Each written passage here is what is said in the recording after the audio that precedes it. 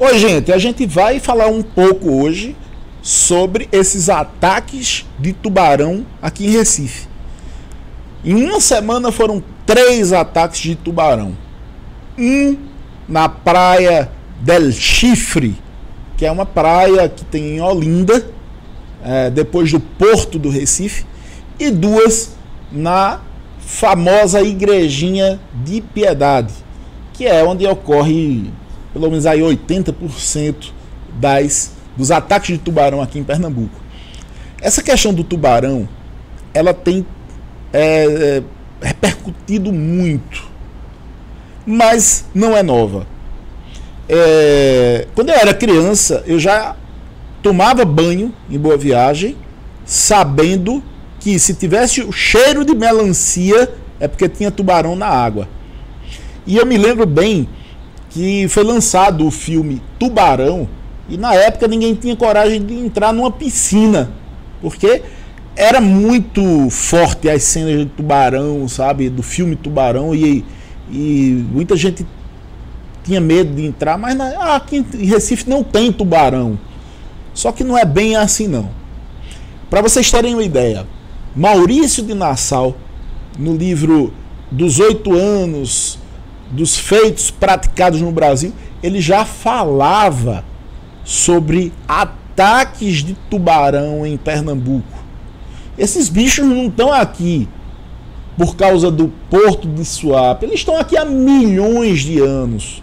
Suape é uma das causas de que o pessoal fala que está acontecendo muito ataque por causa de Suape. Só que talvez a civilização pré-colombiana não estivesse aqui na América, e os tubarões certamente já estavam nas praias de Pernambuco. Existia muito uma história de um frade, de um padre, que em 1947 ele teve a cabeça arrancada. Só que aí era uma lenda urbana, né? Muita gente achava, isso foi Dom Sardinha, Sardinha, tal. A gente achava que era uma figura de linguagem, uma história dos portugueses lá de trás. Não era uma história clara, mas assim, quem é de Recife sempre ouviu falar do padre sem cabeça, não é? Porque a mordida do tubarão nesse padre arrancou a cabeça do padre. Hoje a gente sabe que essa história é verdade. Não é tão antiga, não é dos anos 1600, 1700, não. Foi em 1947, exatamente naquele local, tá certo? Da Igrejinha de Piedade. Só que o que eu acho que existe de verdade, de novo realmente nessa história, é o telefone celular. É o telefone celular. Por quê? Porque antigamente as coisas aconteciam, mas não existia prova, né? De repente foi numa segunda-feira de manhã, tinha 1 ou 2 barraqueiros que viram, chamaram a polícia, de repente a imprensa não chegava ou não noticiava, ou naquele momento lá atrás não havia realmente o interesse de se mostrar, porque podia abalar a estrutura econômica de Pernambuco, como de fato o tubarão, esse amigo aqui, ele abalou a estrutura econômica do estado, não é? Quantidade de turistas que não vêm mais a Pernambuco por causa do tubarão é enorme. O tubarão, ele simplesmente, fora outros problemas da violência urbana, as pessoas que vinham aqui para a praia simplesmente não vêm mais para a praia aqui, porque tem agora esse amigo que simplesmente ele evita com que as pessoas entrem para ficar com água no joelho.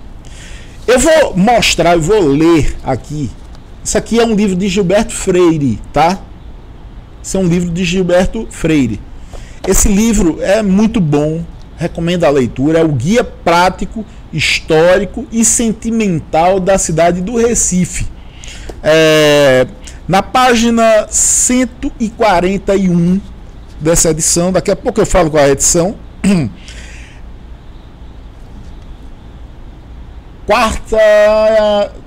quinta edição. Olha só que interessante Gilberto Freire fala. Ele está aqui falando do Velho Porto. O Velho Porto, na verdade, é o porto do Recife. Hoje nós temos o Porto de Suape, que é lá para trás, não é? Então, na época, se atribuía a presença de tubarões ao Porto do Recife. E porto é o quê? É descarte de alimento. A gente sabe que não é desse jeito. Hoje em dia, muita fiscalização. Talvez no passado fosse assim, o cara jogasse restos de comida no mar. Hoje, acredito eu que existe bastante vigilância. Mas olha o que Gilberto Freire falou. O Velho Porto. Tubarão há, na verdade, muito pelas águas do Porto do Recife. Às vezes, os vapores saem seguidos de uma porção deles. Olha, gente, esse livro aqui, ele foi escrito em 1931. 1931. Então não é de hoje que as águas de Pernambuco eram infestadas de tubarão. Vamos lá. E aí, e ai do coitado que cair no mar dia de tubarão assanhado. Os recifenses guardam na memória de velho prático da Barra, chamado Herculano Rodrigues Pinheiro, que uma noite de escuro caiu no mar e nunca mais se soube dele. Dizem que os tubarões o comeram. Outros se lembram de um homem que, no tempo da antiga Lingueta, o porto se chamava Lingueta, tinha um cais da Lingueta. Em 1911, ele foi reformado e esse cais da Lingueta deixou de existir. Mas veja que Gilberto Freire se refere à antiga Lingueta, ou seja, ao porto, ao cais do Porto em 1911 ou antes. Então vamos lá. Outros se lembram de um homem no tempo da antiga Lingueta e estava na beira do cais, mancando entre os remadores fortes. Esse dizem que tinha um pedaço da bunda tirado de dentada através de um tubarão. Era, às vezes, com tubarões repontando entre as ondas que se desembarcava no Recife de outrora.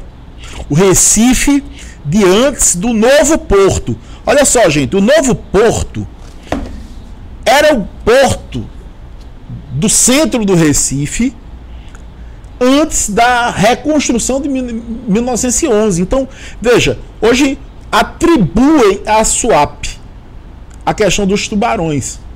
Na época, já se atribuía ao Porto Novo, ou seja, existia o Cais da Lingueta, o porto antigo do centro do Recife, depois fizeram o Porto Novo do Recife, e aí Gilberto Freire está dizendo aqui que o Novo Porto foi quem atraiu esses tubarões para Recife. Quando os vapores maiores ficavam no Lamarão, era uma espécie de espaço que existia na frente do porto, e o passageiro descia do vapor ao bote dentro de um balaio enorme. Então veja só, os navios grandes não chegavam na beira do cais, não existiam cais, eles ficavam fundeados. Aí você tinha que entrar numa cesta de palha, e essa cesta de palha ia te descendo até você entrar num bote menor, e esse bote é que te trazia para a terra. Agora, imagina você fazer isso cheio de tubarão embaixo. Cheio de tubarão embaixo, né? Então, e o passageiro descia do vapor ao bote dentro de um balaio enorme. Desembarque muito pitoresco, mas um tanto arriscado, dizia-nos uma vez Sir John Foster Fraser, viajante inglês que correu o mundo. Muito recifense há de lembrar de ter embarcado, menino homem feito nesse tempo, hoje já romântico, do Lamarão e da Cesta. Hoje embarca-se e desembarca-se tão segura e praticamente por uma escada que não se pensa no perigo das ondas. Então vê só, gente, essa história não é nova. Pernambuco sempre foi infestado de tubarões. Eu já ouvi bastante o assunto que no tempo da Segunda Guerra Mundial, 1945, quase 15 anos depois desse texto, atribuíram aos americanos. Os americanos estavam trazendo muita carga e a carga alimentava esse pessoal aqui, ó. Olha a boquinha dele aqui, ó. Então eles alimentavam e veio muito tubarão para cá. Depois veio uma história que era um frigorífico, um abatedouro que tinha ali na Muribeca. Os caras matavam o boi, jogavam as vísceras no riacho e o riacho trazia para o mar. Esse lixo orgânico, esse cheiro de sangue era trazido ao mar por esse riacho lá na Muribeca. Aí fecharam o matadouro do homem lá. Mas não era o matadouro, não é? É porque as águas sempre foram infestadas de tubarões aqui. Tem como fazer? Tem. Algumas coisas podem ser feitas. Na minha opinião, eu não sou especialista em nada, mas a gente pensa. Primeiro, quem não assistiu ainda, assista. O History Channel fez um documentário muito bom sobre os tubarões do Recife. Se chama Revolta dos Tubarões. Não foi um programa feito a nível para o mundo, não foi para Recife, foi um programa feito para o mundo, porque estava acontecendo tanto ataque de tubarão em Recife. E eles chegaram na conclusão que era pouco alimento, não é? Que o alimento preferido do tubarão é peixe, que pessoas, humanos, não são alimento de tubarão.